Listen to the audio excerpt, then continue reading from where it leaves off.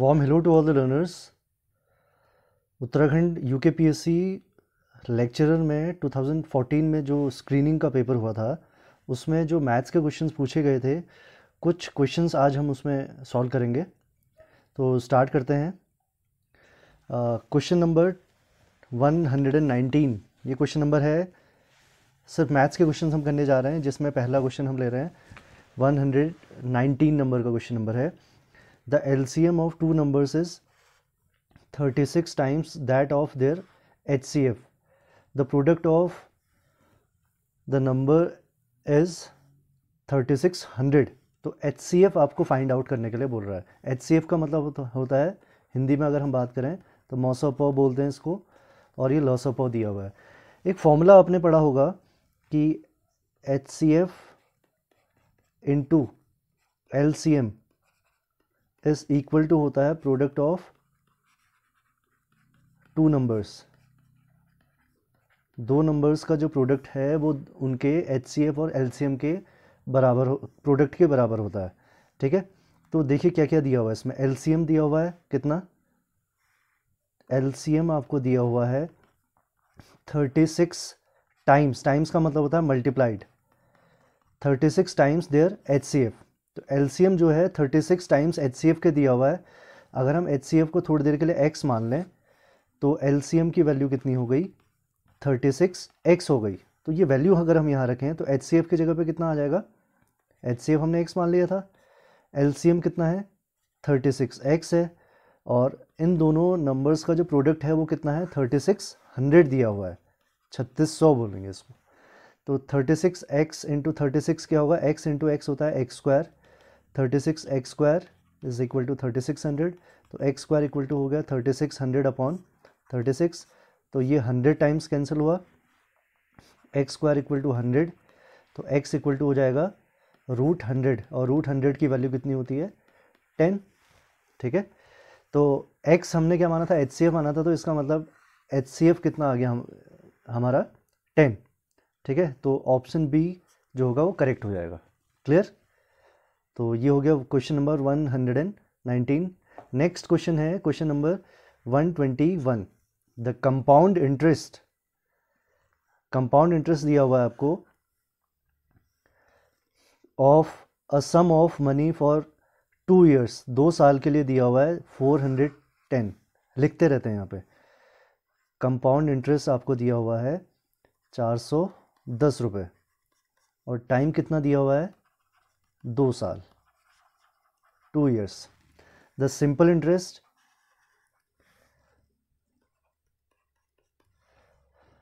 उसी time period के लिए टाइम उतना ही है यहाँ पे भी 2 साल, लेकिन ये सिंपल इंटरेस्ट कितना दिया हुआ है 400।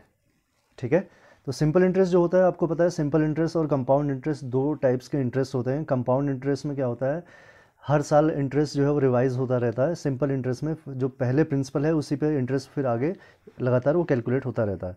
तो कंपाउंड इंटरेस्ट की अगर हम बात करें तो कंपाउंड इंटरेस्ट का फॉर्मूला होता है अमाउंट माइनस प्रिंसिपल।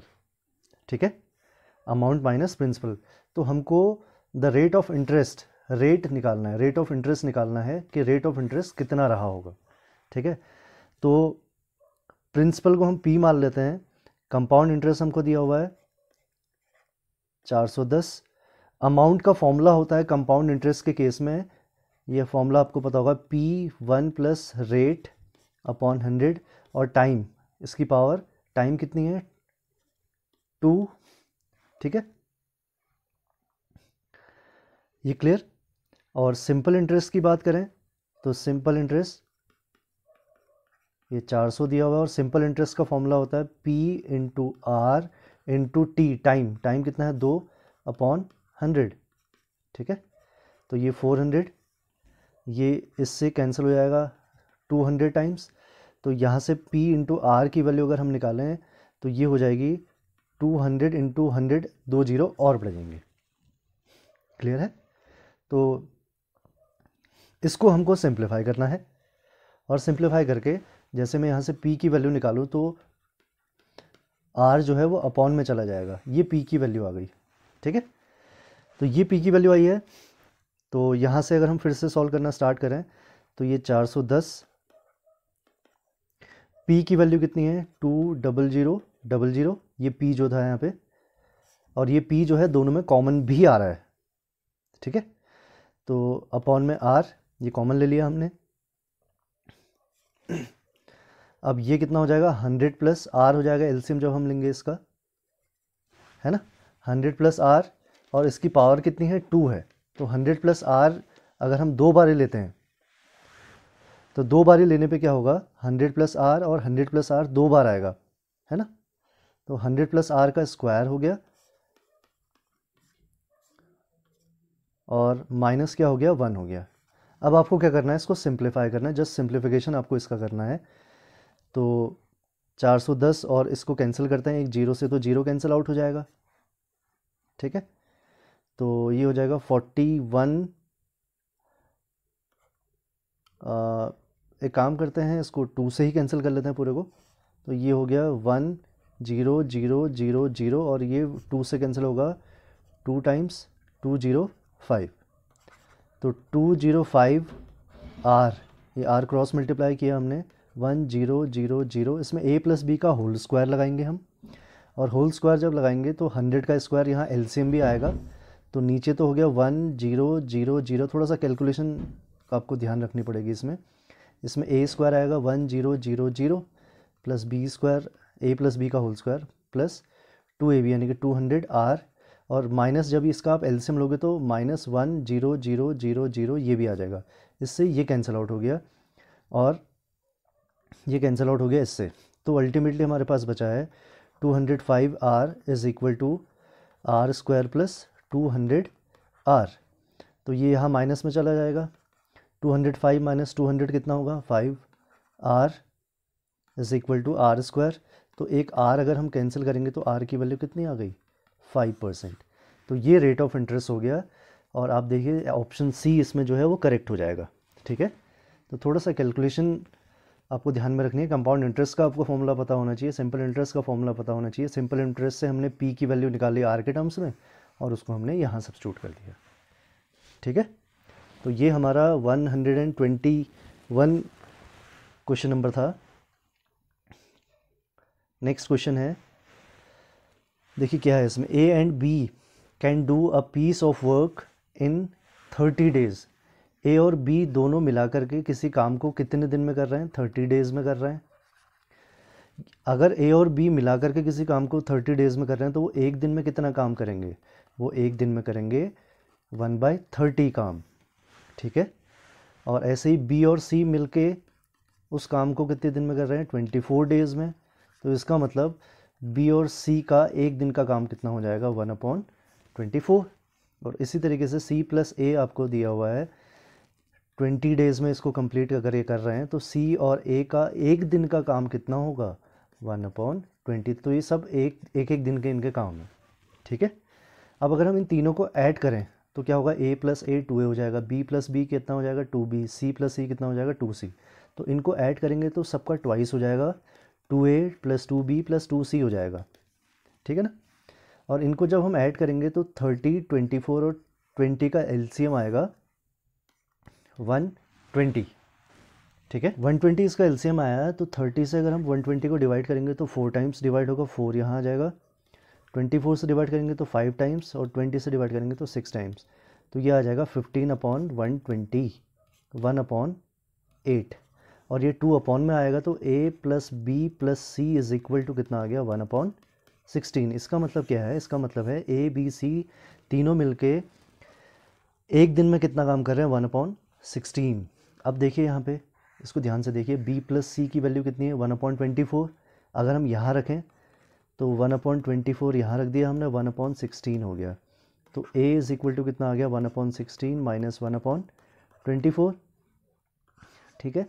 तो A की वैल्यू कितनी आ जाएगी यहाँ 48, इसका एलसीएम आ गया 3 - 2, एलसीएम लेना आप लोगों को आता होगा 1/48। तो A जो है इस काम को 48 डेज़ में कंप्लीट कर रहा है, या फिर आप कहें कि एक दिन का काम इसका कितना है 48। अब देखते हैं आगे question, they all work for 10 days. A B C जो हैं वो तीनों जो हैं वो कितने दिन तक काम कर रहे हैं 10 दिन तक काम किया। फिर उसके बाद बी और सी उसको काम को आधे में छोड़ के चले गए। अब जो बचा हुआ काम है वो कौन कर रहा है, अकेले ए कर रहा है।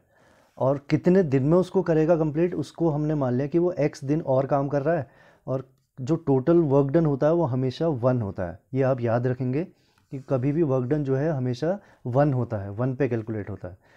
ठीक है, तो ये एक्स दिन इसने और काम किया, ये कितनी है एक्स की वैल्यू हमको सॉल्व करके निकालनी है। तो ए प्लस बी प्लस सी की वैल्यू कितनी है, 1/16, यानी कि 10/16 हो गया। ए का एक दिन का काम कितना है, 1/48। बस इसको सिंप्लीफाई कर लेना है आपने। ये राइट साइड में जाएगा तो x/48 इज इक्वल टू कितना हो जाएगा, 16 माइनस 10/16। तो x/48 इज इक्वल टू 6/16। तो 16 से ये 3 बार कैंसिल हुआ और ये 3 यहाँ क्रॉस मल्टीप्लाई हो जाएगा, तो x इक्वल टू कितना आ गया, 18। यानी कि जो ए बी सी 10 दिन काम करके छोड़ के चले गए थे, फिर जो बचा हुआ काम है वो ए ने कितने दिन में कंप्लीट किया, 18 दिन में, 18 डेज में। तो इसका मतलब ऑप्शन डी इज़ करेक्ट। ठीक है, तो ये करेक्ट आंसर हो जाएगा।